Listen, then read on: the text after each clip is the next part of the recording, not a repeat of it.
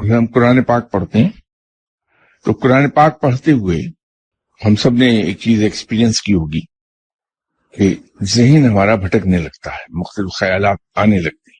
اس سے جان چھڑانے کا بڑا آسان طریقہ ہے، اور اس طریقے کے ایک نہیں دو فائدے ہو جاتے ہیں. ہم اتنی آواز میں پڑھیں جس کو ہم خود سن سکیں.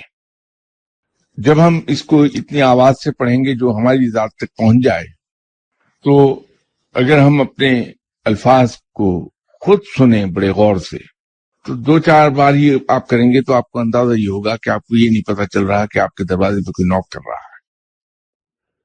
انہماک پیدا ہو جائے گا. وہ جو خیالات کا ایک سلسلہ چلتا ہے، ٹرین چل رہی ہوتی ہے ذہن میں، وہ سب ختم ہو جاتا ہے معاملہ. تو پھر جب آدمی قرآن پاک پڑھتا ہے تو پھر کیفیت یہ ہوتی ہے کہ قرآن پاک پڑھتے پڑھتے کھلی آنکھوں سے کبھی سڈنلی آدمی دیکھتا کہ یہ کیا ہوا میری آنکھوں کے سامنے، یہ تو خانہ کعبہ آ گیا. کبھی روضہ مبارک، کبھی پڑھتے پڑھتے کوئی مزار دکھائی دینے لگے گا. وہ در حقیقت کانسنٹریشن ہماری بڑھ جاتی ہے، اور وہ الفاظ کی جو برکت ہے جس کو ہم پڑھ رہے ہیں اور سن رہے ہیں، اس کے اثرات ہم پہ طاری ہونے لگتے ہیں.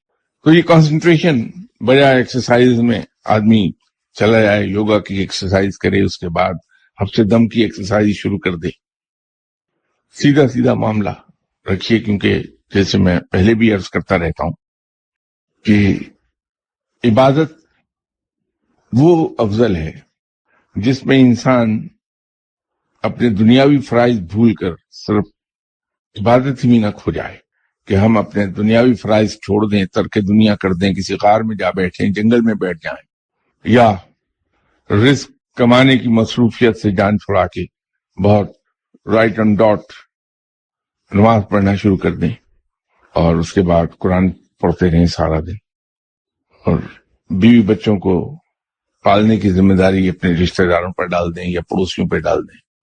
افضل عبادت وہی ہے کہ زندگی اس انداز میں ہم گزاریں کہ جب ہم دنیا کا کام کر رہے ہیں اور دنیا کی مصروفیت میں ہوں تو ہم تمام دنیا داروں سے زیادہ دنیا دار نظر آئیں، اور جب ہم عبادت کریں تو ہم سب دینداروں سے زیادہ دیندار نظر آئیں. عبادت وہی ہے.